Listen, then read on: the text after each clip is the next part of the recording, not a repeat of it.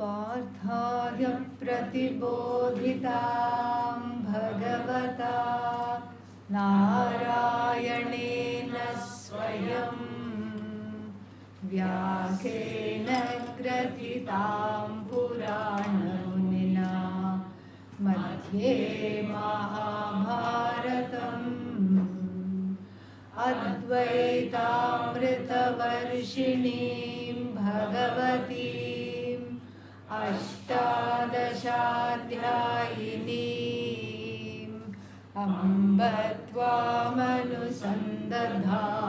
भगवद्गीते भवद्वेषिणीम् यं ब्रह्मा वरुणेन्द्ररुद्रमरुतः स्तुन्वन्ति दिव्यैस्तवैः वेदैः साङ्गपदक्रमोपनिषदैः गायन्ति यं सामगाः ध्यानावस्थिततद्गतेन मनसा पश्यन्ति यं योगिनः यस्यां तन्न विदुःसुरासुरगणाः देवाय तस्मै नमः देवाय तस्मै नमः. Supreet is still sick? Yeah? Arjun? Yeah. Tell him, okay?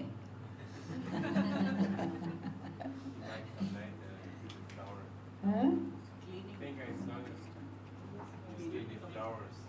Cleaning flowers, yeah. Should do it at a time that is not reserved for class. Okay? Yeah. All right. Verse number 12. सर्वद्वाराणि संयम्य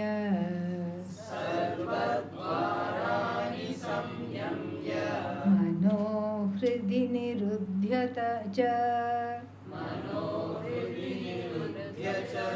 मूर्धन्याधायात्मनः प्राणम्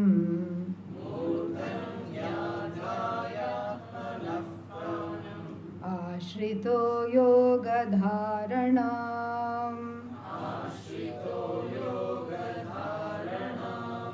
ओमित्येकाक्षरं ब्रह्म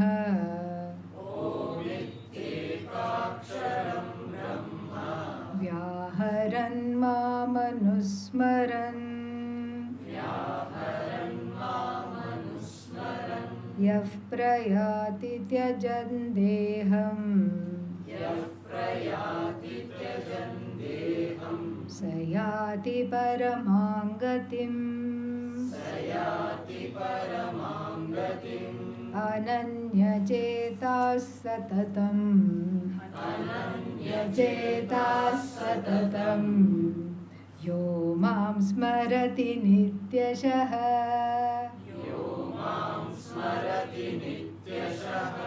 तस्याहं सुलभः Partha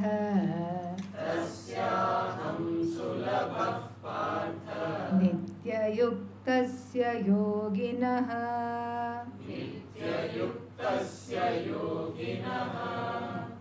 So, in the last class, in the last Janma, whenever it was, we saw 3 different kinds of upasanas in the 8th chapter. And the upasana is for what? To strengthen the mind against various onslaughts, distractions. This is a very important sadhana because without it, as we have experienced, it goes everywhere. And then everything starts to gain the same importance as moksha. Right? Yeah. So therefore, so that one doesn't get confused. See, Purushartha Nishchaya is made. When was it made? In the 8th chapter. Come in front. Why you are sitting there? Here, come. Yeah, sit there. So, the in the second chapter itself, the importance of Purushartha Nishchaya was mentioned. And what is Purushartha Nishchaya? Sounds like a foreign language. What is it? What is Purushartha Nishchaya? Ascertaining, very good. Nishchaya, ascertaining. Ascertaining Kim? Nice try. So slick. Ascertaining what? Purushartha means what is it that I really want? Ascertaining that through a lot of hits and misses and false starts and stops and distractions and everything. So the Purushartha Nishchaya was talked about in the second chapter itself. And how was it talked about? Eka iha. Vyavasayatmika buddhi. Purushartha was called Vyavasayatmika buddhi. Eka iha kuru. Eka iha kuru nandana. And if you don't do this Purushartha Nishchaya, what happens? Bahushakhaha anantaha cha avyavasayinam buddhayah. The buddhi naturally branches out to various things and places.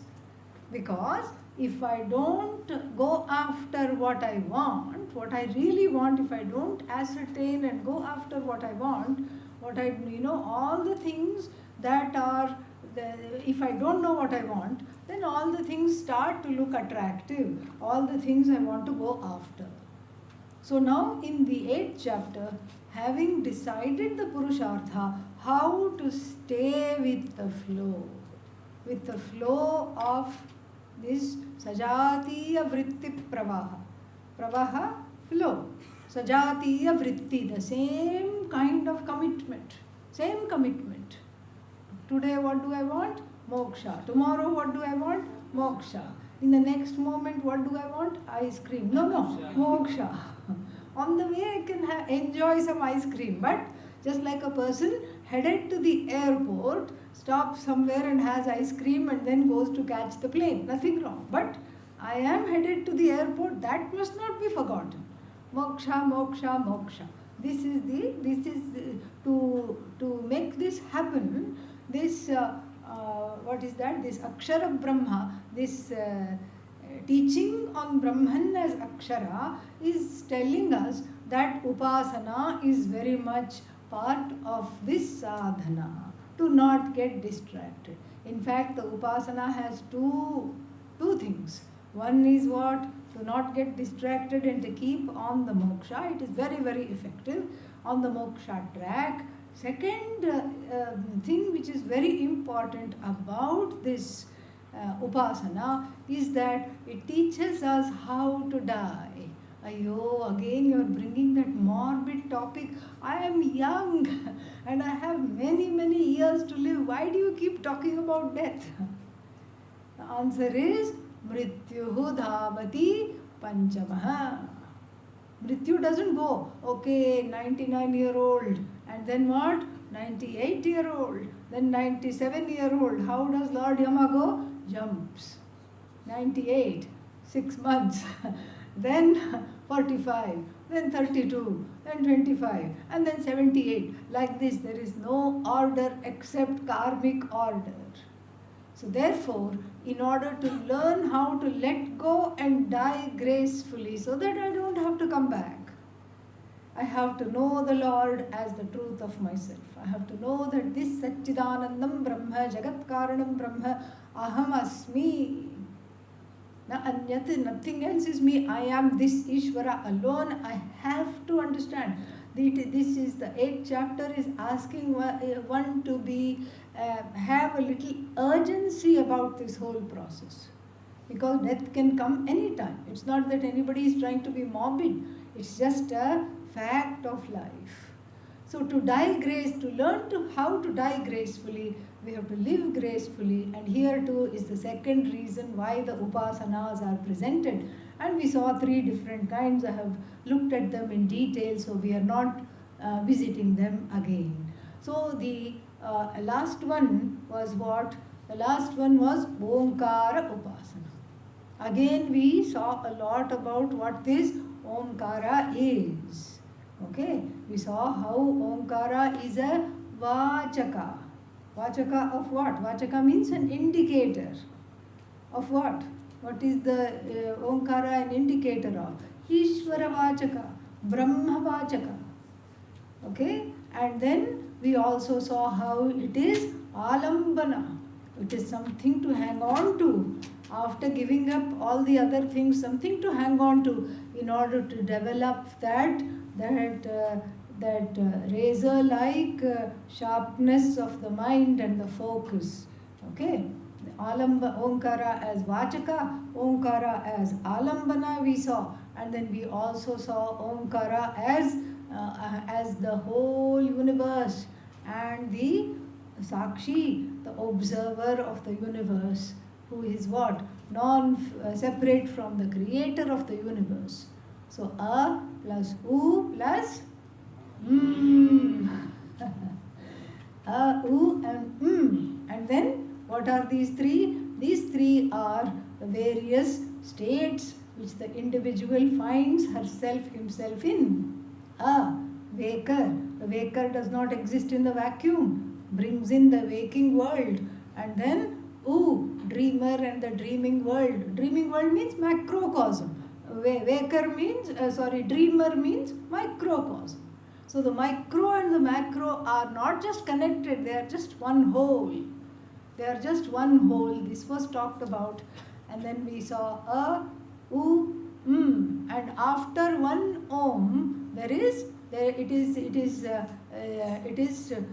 one half a matra which is called amatra, silence. And what is this silence? Our Buddhist friends would like to say shunya. No.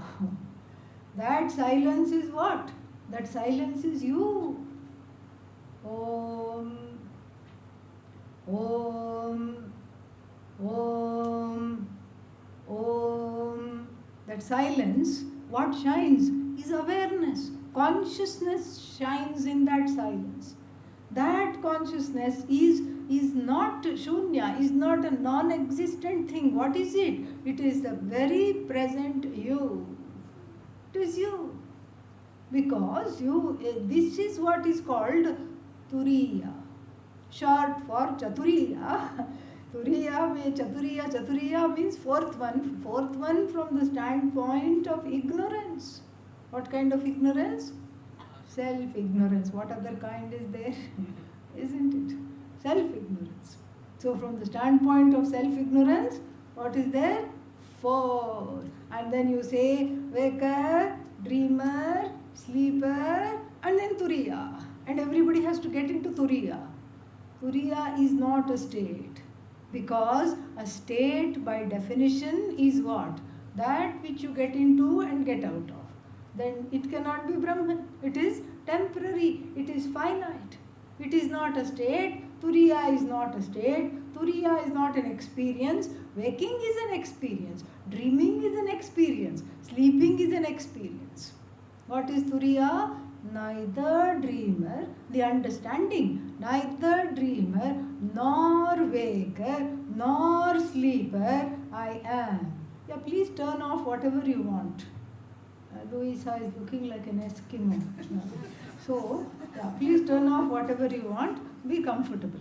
Yeah, but don't turn off this fan, whatever you do. Okay. So, then. So Turiya is neither dreamer, nor sleeper, nor waker. Alright? Yeah. That means what? It is the content, the truth of all the three, and that which is the truth of all the three cannot be any one of them. It is all me. See, it's all one way in Vedanta. Waker is who? Me. Provided you're awake just now. Okay? Waker is who? Me. Sleeper is who? Me. Dreamer is who? Me. But I, from the standpoint of the Atma, I am not the sleeper. Sleeper is me. I am not the sleeper. Waker is me, I am not the waker. Dreamer is of course me, non-separate from me, but I am not the dreamer. Then what I am? I am not any one of these three. So from the standpoint of our own ignorance, the Shruti goes along with our ignorance and gives us this term Turiya, to hang on to something that is there at least for the time being. It says Turiya, but actually it is not the fourth state. What is it? It is the content, the truth of all the three. Brahman being limitless cannot be any one of them. Cannot be any one of them. And so, neither dreamer nor sleeper nor waker I am. This much we had already seen. And so, now thinking about this, talking about this Upasana,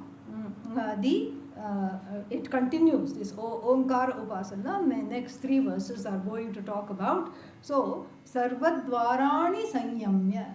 It is also about how the Upasaka has the power to give up the prana. We had already seen that earlier, how the yogi gave up the prana. Here, the Omkara Upasaka also has the ability, because of the power of the Upasana, to have Svechchaya, through one's own desire, give up the prana. And let's see how that is done. Sarvadvarani Sanyamya. There are so many bandhas. Jalandhara bandha, and then all these bandhas are there. So then there is a focus that is brought after shutting out the world. The power of the Omkara Upasana shuts out the world. It is in fact scary how much Vairagya it gives. And if one is not prepared for Vairagya, that's why we say, do not chant Om just by itself. Because one will be neither here nor there. So, chant Om by all means, but always add it to Namah Shivaya. Om is there. The benefits of Om are there. Om Namah Shivaya. You do all like that. And then that is how we can incorporate the benefits of Om without really getting Vairagya that one is not prepared to handle. And so here the person through whose mind is prepared through Omkara Upasana, what does the person do? Shuts out the world through the force, the power of Omkara Upasana. Mano Hridi Niruddhyacha. The mind sinks into the heart. Don't think it is literal. It is a proverbial, figurative statement of the mind resting in the heart. This is actually coming from Ayurveda. In Ayurveda, if the person is in a balanced state, they say the mind rests in the heart.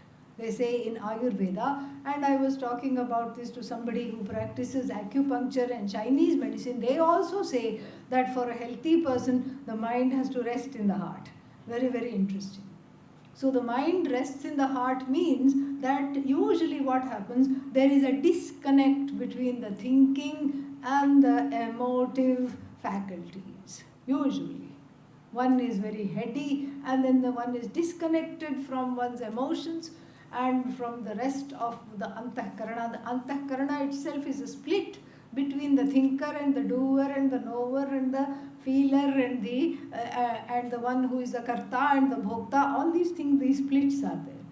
When the mind rests in the heart, it doesn't have an agenda of its own. It is at peace. This is in fact what happens in sleep also. And so it is at peace. It is tranquil. So mano hridi niruddhyacha मूर्धनि आधाय आत्मनः प्राणम आश्रितः yogadharana. So dharana means the holding. So through the power of Omkara Upasana and through the power of yoga, the person holds. What does the person hold? Let us see. Murdhani means at the top of the head. Murdhani adhaya atmanaf. Atmana here is not Atma, one's own. Atmanaf pranam. So the prana, the breath earlier was brought through the Sushumna Nadi to the brows earlier, in the earlier verse. And then now it is being brought to the head in this verse through the force of the Omkara Upasana, and the prana departs through the head, and then the person gives up the life. And in the earlier one, the yogi gives up the life because of a desire to give up the life, but here it happens naturally at the time of death because the person is been practicing this kind of a Omkara Upasana lifelong. Okay, so then Asthitaha Yogadharana. And then Om iti ekaksharam Brahma. This Omkara, which is the denoter, which connotes Brahman. So what kind of Brahman? The undecaying, Nitya, Shuddha, Buddha, Mukta, Atma, this Brahman, this Ishvara, it connotes. Vyaharan means Uchcharayan, having kept on chanting. And then Mam Anusmaran. See, Mam here is who? Ishvaram. Ishvaram Anusmaran. Anu Yatha Shastram, according to how the Shastra says, that is exactly how the Smaranam. Smaranam here is not remembering. Janan, Anujanan, knowing me, just how the Shastra asks me to know. Knowing me. Knowing who? Ishvara. And then keeping Ishvara in view. How the Shastra says to keep Ishvara in view, keeping Ishvara in view. What does the Shastra say? The Shastra says keep Ishvara in view. How to keep Ishvara in view? As non-separate from yourself. There is no other way. And for that, what does one need? Shravanam, Shravanam, Shravanam, Shravanam, Shravanam. The Atma Ajnanam must get tired and leave. Must say, okay, I'm not sitting in this fellow's head because so much Shravanam, I'm leaving. I'm packing the bags and going out of this person's head. And even in the next person's head also I can't sit. Why? Because that person is also enrolled in the 6-month course. So where should I go? I should go out of the ashram to somebody else's head. I cannot handle it here. So the avidya itself gets worn out, gets tired and departs because of the force of this knowledge. And this is what is called Anusmaranam. Anusmaran, Anujanan, knowing Ishvara and remembering Ishvara not as an object, seeing the truth of myself as Ishvara. When? Not at the time of death, because at the time of death one may be on morphine, one doesn't even know, one may not be even conscious. So while one is alive, when that practice is there, then what happens at the time of death does not in the least bit matter, because we are talking of who? Ajnani. We are talking of a jnani. So it doesn't matter what happens at the time of death. So here then, so this Uchcharayan, so keeping on chanting this Om Om iti, then Yaha Prayati Tyajan Deham. Yati goes. Prayati means what? Goes forcibly. Is ejected out of the body. Lord Yama has an eject button, okay? That is already programmed in the jiva. It is called Udana Vayu, whose job it is to count. It has a counter. We have sometimes when you have to do Laksha Japa, Nama Japa, you have to do 1,00,000 times, 100,000 times you have to do. Om Namah Shivaya, click. Om Namah Shivaya, click. There is a counter. Udana Vayu also counts. What does he count? Breath, not years. Don't say I am only 52, I can live for 32 more years. No. Udana Vayu counts the number of breaths. Because everybody is here with an allotted number of breaths. That's one more reason not to hyperventilate, because we are shortening our lives unknowingly. We are shortening our lives. So the yogis thought they could outwit Lord Yama. So they started to breathe, once every fortnight. They started to make their life such that they would have to breathe less and less and less and less and less. Then what happened? They would live for 5 more years. 5 more years they would live. After that, what? For Lord Yama, it is nothing. It's a little coffee break. He says, okay, this person has started to do yoga and pranayama, kumbhaka, rechaka. That means what? Yippee, I'm going to Starbucks. I'll have a coffee break and then come back for this person. 5 years later. 5 years is 5 minutes for Lord Yama. Nothing, it's not a big deal. And then so, this is Udana Vayu. It keeps track of the number of breaths, and what is its job? To press the eject button upon command of Lord Yama, to tell the other 4 pranas. What are the other 4 pranas? Prana, Vyana, Prano, Vyana, Udana, Apana. Yeah, so Udana no, Apana and Samana. Come along, boys. And then all of them eject, leaving this person to go according to the karma. What is that? The subtle body travels, the gross body is left behind for people to dispose of. Okay? And so, prayati, prakarshena yati, prayati. So, saha prayati. And then, when that person departs, Tyajan deham, giving up this body when the person departs, then what happens? Sayati paramam gatim, gains the ultimate. What is the ultimate? Myself alone. Gains me not as an object. Gains me as the truth of herself, himself. So there is no traveling jiva at all. The traveler has no more, there is no traveler, because the Karana Sharira, which is Ajnanam, is dropped, and then the Sukshma Sharira joins the Sukshma elements, the Sthula Sharira joins the Sthula elements. Then who is left to travel? There is no traveler. So then, while alive, the person was revered as a saint, as Bhagavan, and then after the person gives up the body, is also revered as, continues to be revered as non-separate from Bhagavan. So this is what is the Omkara Upasana, of course with knowledge, not Kevala Omkara Upasana is not talked about here. And then this is exemplified, talked about properly in the next verse. Ananya Chetaha Satatam. This is not a one time, okay, I have done Omkara Upasana. When? Oh, you must have missed it. Let me do it again for you. Om. Done. So if you blink, you miss it.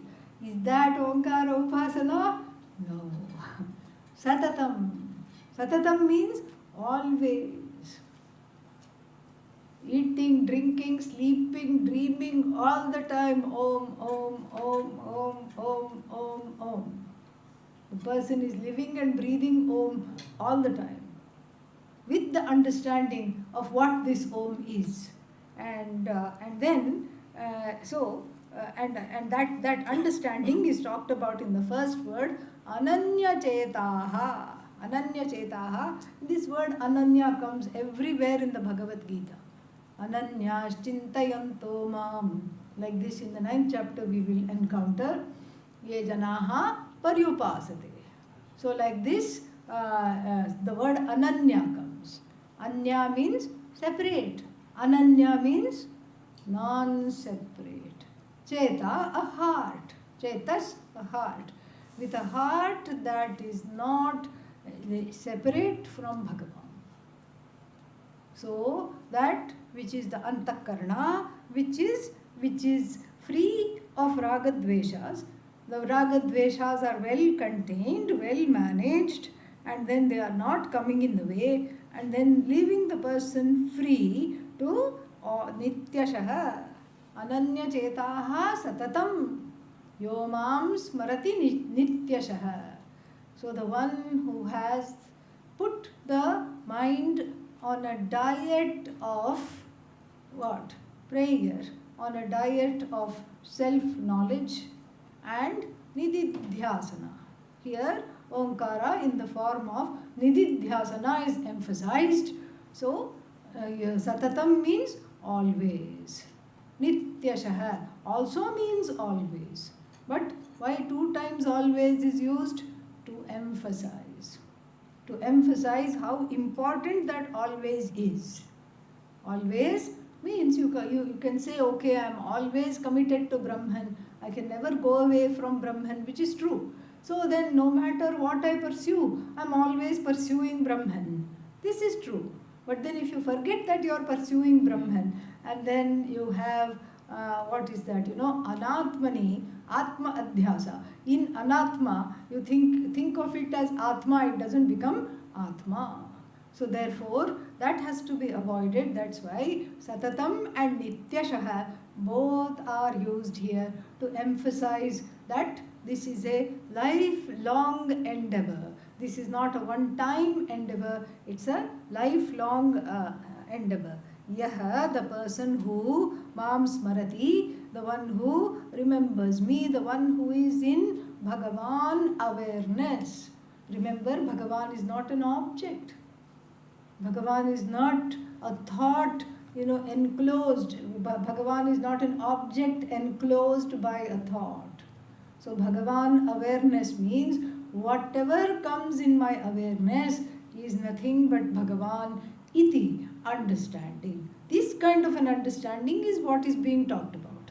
Whatever comes in my awareness is what? Bhagavan. Wherever I look, Bhagavan. Whatever I do, Bhagavan. Somebody who comes in front of me, I like very much, Bhagavan. Somebody I'm not too excited about, Bhagavan. It's still Bhagavan. Everything is Bhagavan.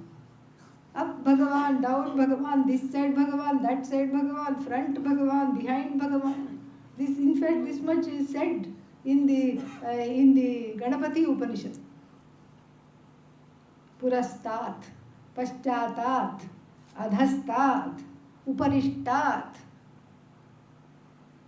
This is what? Aage, piche, upar, niche, wherever you, whatever you see, whatever you encounter, it is all Bhagavan, Bhagavan, Bhagavan, Bhagavan, Ishvara, Ishvara, Ishvara. This Ishvarification of the whole universe is what is being talked about here. Ananya Chetaha, that see, 2 steps are there. First, everything is Bhagavan, and then that Bhagavan includes me. And so everything is what? An extension of me alone. So first 2 steps have to come. You can't directly say everything is me alone, because that me has to be understood as Bhagavan. So first you understand everything as Bhagavan, and then this I is also included in Bhagavan. I am non-separate from this Bhagavan, and then the next level of understanding is what? That whatever I encounter is Bhagavan alone, and that Bhagavan is me. So whatever I encounter is nothing but myself alone. It's all me, me, me. So then such people will say, if you say, oh, there are difficult things happening in the Jagat, did you read the papers? They will say, what Jagat? What Jagat? Yeah.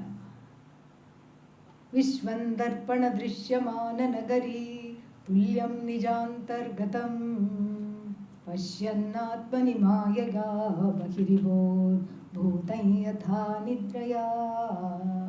The opening verse of the Dakshinamurti Stotram states this through a wonderful imagery. Let's say that there is like a very busy corner. Corner means like a, what is that? Like a square, circle, where all the traffic, many roads are there. And then it's like a junction of many roads, shops, highways, so many things. It's like intersecting point. And then maybe on a tall building you put a huge mirror and you sit somewhere and look at the mirror. which is reflecting this busy city, this busy business area of this city. You see the cars and the buses and everything coming and going. You see the human beings walking and coming and going. And you see the shops opening and closing. And then we can also say you see the sun rising and then setting. You see the moon also rising and then setting.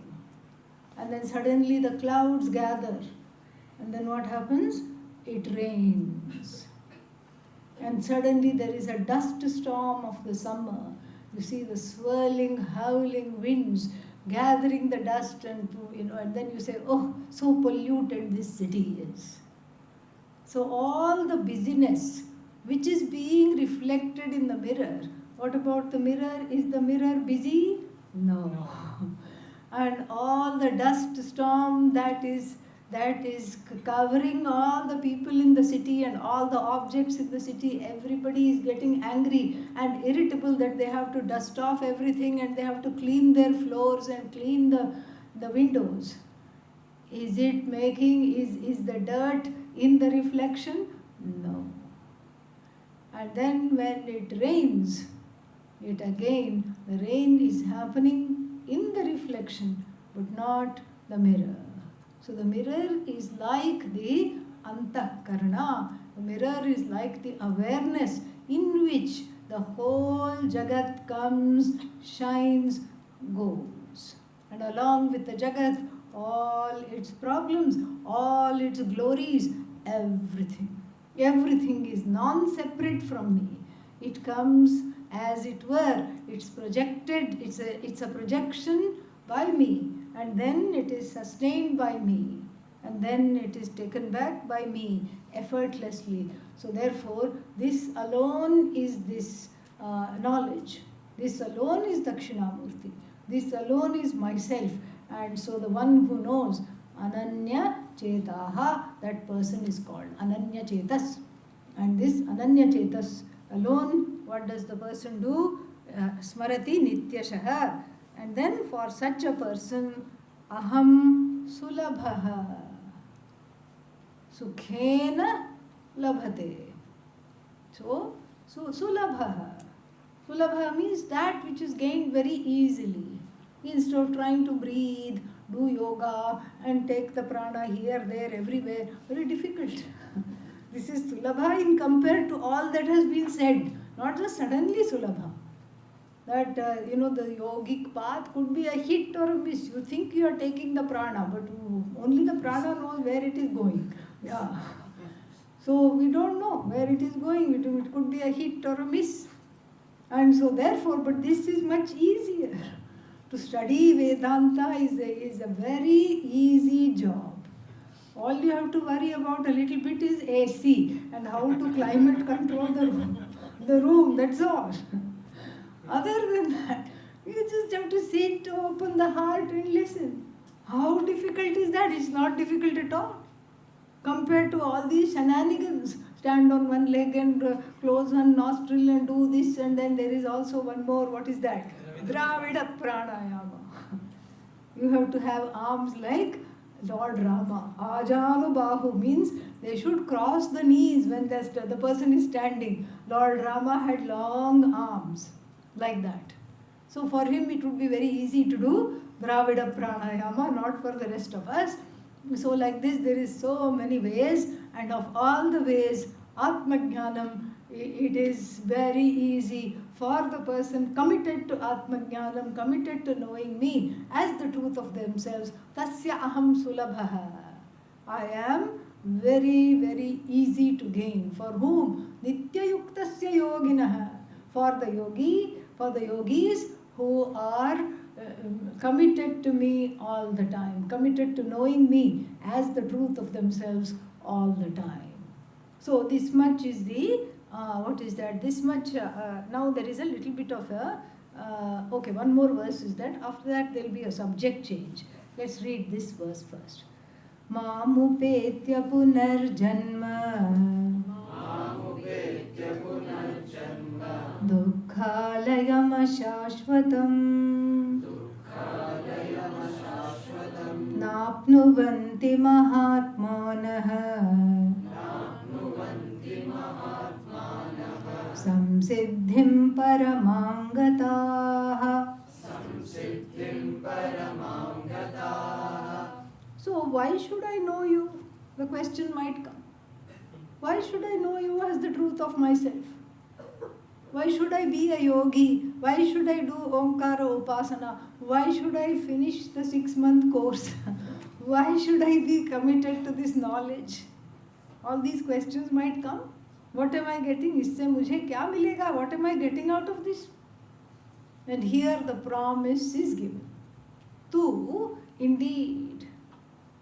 So, indeed and whereas also is there. Whereas, tu also means whereas. Whereas means whereas in comparison to all the other things that have been talked about earlier.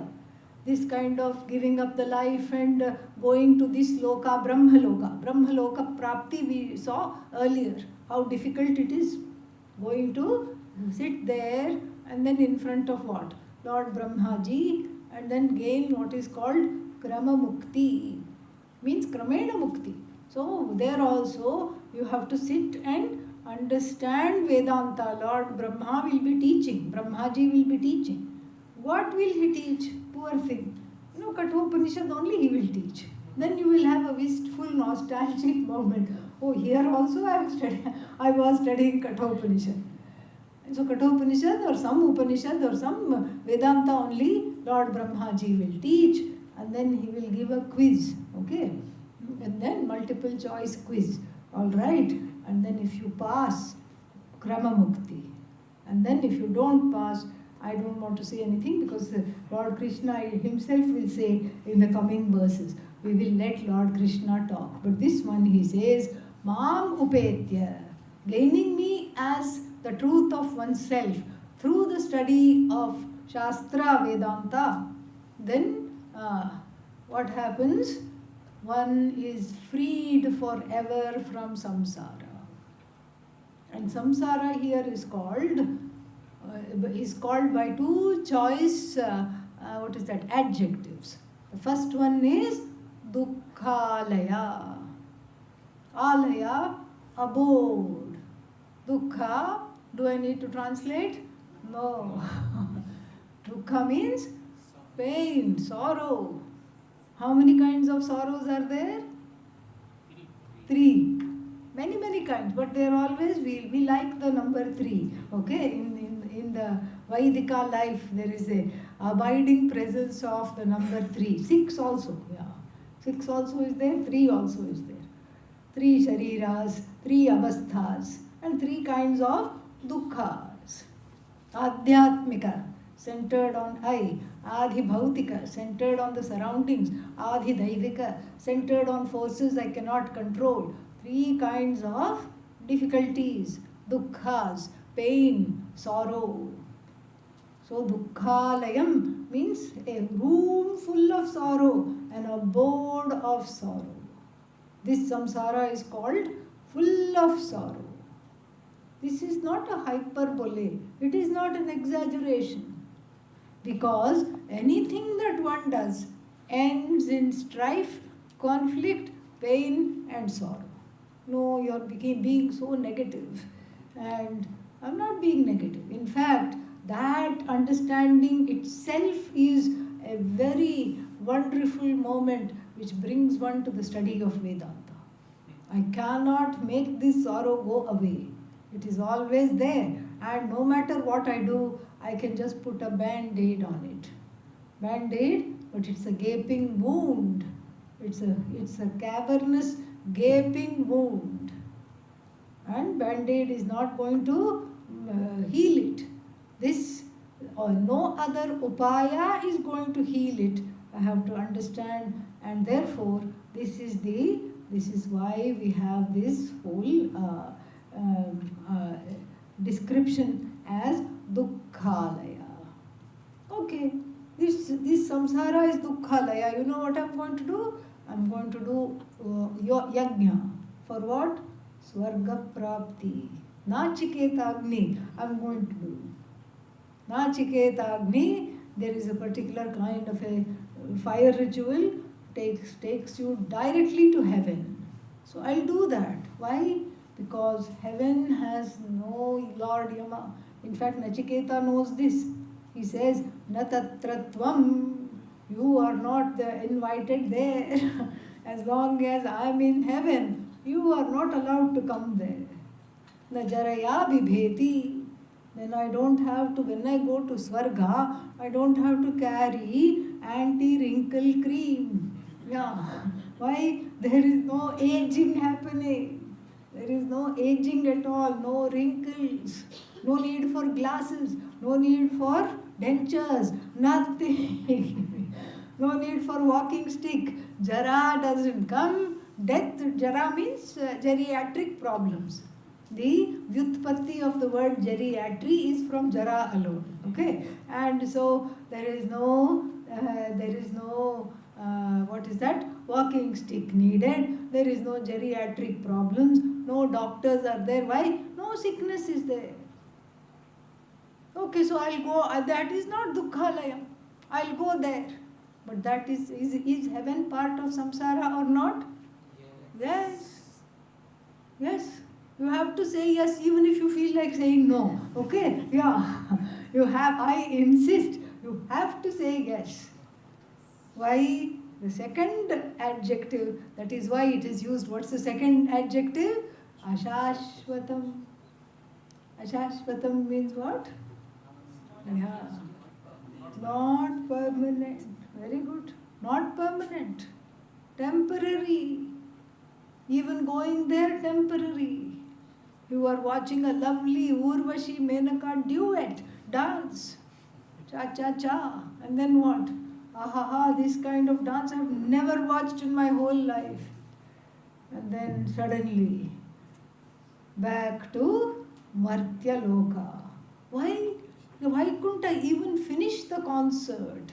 Well, because the punya, currency that took you there, got finished, got exhausted. As soon as the punya finishes, you have to come back. It's like you cannot, at least on earth, you can go to various places and overstay your visa. Many people do that.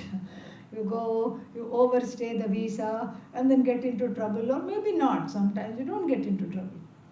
So, but here there is no possibility of overstaying the visa because it is all infallibly programmed. Bhagavan has programmed it to eject the person out of that place as soon as the punya is exhausted. So, samsara is dukkhalaya, and also heaven, etc. All these wonderful places of enjoyment included in samsara are impermanent, and then back to dukkhalaya, they are ashashvatam. They may not cause pain right now, but then once you are booted out of there, you will feel like crying because you will miss that wonderful life. And so mam upetya, so this punarjanma will not be there. And what is this punarjanma? Samsara, signified by samsara, which is in the form of dukkhalaya. We have seen that, which is ashashvata. And then na apnuvanti, they do not gain. Who does not gain? Mahatmanaha. These great beings who have studied Vedanta, they do not gain this at all. Napnuvanti mahatmanaha. Mahatmanaha na apnuvanti. And then why? Samsiddhim paramam gataha. Gataha, they have gone, they have gained. What have they gained? Samsiddhi. Not S-O-M-E, some siddhi or the other. No. Samyak means the best kind of siddhi. Paramam siddhim gataha. The ultimate success is not being able to turn the philosopher's stone into gold. Yeah. You turn whatever you touch into gold with the help of this alchemical miracle called philosopher's stone. That's not the siddhi. That's not the ultimate siddhi. In fact, in the whole of the medieval world, so much time they wasted trying to turn everything into gold. So this philosopher's stone and then this It has a Sanskrit name also, I forgot. Philosopher's stone. I'll look it up and tell you. Huh? Parushamani. Sparshamani. Yeah. Yeah, Sparshamani. So the philosopher's stone, whatever you touch, it turns into gold. In fact, in Vedanta we laugh at that. We have a hearty laugh. We say that your philosopher's stone, stupid little thing, it can just, whatever it touches, it turns into gold. Can the philosopher's stone make another philosopher's stone? No. Vedanta is the beauty of it. One guru makes thousands of gurus, creates hundreds of gurus. That's why we laugh at all these things. And so here, the samsiddhi means moksha. The paramangatihi, paramangataha, they have gained that which is the ultimate gaining, which there is nothing more to gain at all. So therefore, they are free of samsara. When? Right now. And then later also they are free of samsara. And since they are free of samsara, there is no coming back. Punarjanmana vidyate. Coming back is not there. And if you say, what is wrong with coming back? The Kathopanishad, as we study it, it gets more and more colorful. And Lord Yama, being the personification, the embodiment of death himself, has a morbid sense of humor. And what does he say? He says, Mrityoho samrityumapnuvanti. Yaha nana iva pashyati. So, mrityoho mrityumapnoti yaha naneva pashyati. So, one who sees many in place of one, then the person does not go from life to life. Punarjanma means, oh, Janma, nice, I'll be a baby in the mother's arms, it's nice, it's wonderful. It's wonderful until she drops you accidentally. Yeah, till then it is wonderful. So here the Kathopanishad, Lord Yama, reverses the description of samsara as going from death to death. Now is samsara sounding nice? No, one death, very belabored, difficult, painful, horrible. Next death, quick, but then I couldn't say goodbye to anybody. And the third death, again, some problems, all these things. The person goes from death to death, the one who does not have the oneness of vision. The Kathopanishad will say later, a little bit later, as we study that. And then, so, na apnuvanti, punarjanma na apnuvanti, why? Because they have gained moksha. Then, up till here was one topic. This topic was when one makes Bhagavan as the end of the life. Not end of the life, but the goal in life. The only goal in life, what happens, we have seen. And then now, the Upanishad also has the same tactic. And the Bhagavad Gita, of course, borrows liberally from the Upanishad. The Bhagavad Gita also says, what does Bhagavad Gita say? That if, supposing somebody says, why should I make Bhagavan the goal in life? What will happen if I don't make Bhagavan the goal in life? And that is what is going to be described in the next few verses. Let us chant the next one. Abrahma bhuvanalokaha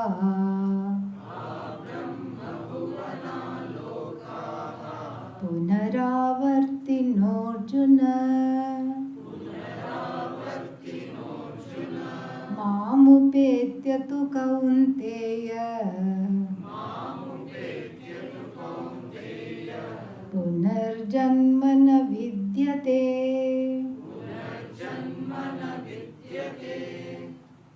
There is a prefix called ang, okay, which after certain grammatical operations of removing the indicatory letter only ends up as a. This a has two meanings. Maryada vachana. Maryada vachana means up to. It talks about a delimitation. And then abhividhi. Abhividhi means including. So it's not up to and including. Supposing if I were to say, which I wrote a notice earlier, that up to the 26th we will be having classes in the main lecture hall. Up to means here what? Including or not including? But supposing we were to say that up to this time alone the booth is open, half off. Whatever you want to buy, half off. That means what? It is only, it's a delimiting statement. Okay? So here also that a which comes in the beginning, here a brahma bhuvana lokaha. So a brahma bhuvanaha, meaning all these bhuvana means the worlds, various worlds, up to, we have to decide now, is it up to Brahmaloka or is it including Brahmaloka? And I would say here both are indicated. Because is Brahmaloka created or not? Yes. Anything that is created is subject to destruction. Is finite, is temporary. Is it not? Yes. So anything that is created is temporary. It is subject to nasha. That means it is Brahmaloka included or not? Included. But suppose somebody goes to Brahmaloka and then gets taught by Lord Brahmaji, and then gains mukti, krama mukti. Then for such a person alone, it is up to Brahmaloka, everything is impermanent. रहने दीजिए, अभी 5 minute है, अभी आते हैं, रख दीजिए. So somehow you have to pay attention for the next 5 minutes. Okay? Try very hard. It won't go anywhere. It's all for us only.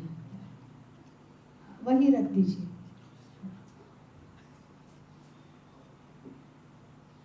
Thank you. So, Brahma Bhuvana Loka, even though it can be up to or including, we have to take it as including, because that up to is an exception. Very few people, 1 or 2 will gain the knowledge there. So, usually people go there, and even after going there, you come back. Punaravartinaha. Hey Arjuna. Oh Arjuna, even after going all the way to Brahmaloka, you come back. Why do you come back? That knowledge that I am non-separate from the loka and from the person who created projected all the lokas, this Ishvara is not being well ascertained. That's why the coming back happens. Abrahma bhuvana lokaha punaravartinaha Arjuna. Hey Arjuna. So how to get out of this conundrum? Mam upetyatu kaunteya, whereas gaining me as the truth of themselves, knowing me to be the truth of oneself. See, it doesn't say Atmanam Gyatva. It doesn't say knowing the Atma. Why? That Atma has to be known as Ishvara. It has to be made Sakshatkara. It has to be understood as Ishvara. The equation is not between Jiva and Brahman as consciousness. That is only Tvampada Vichara.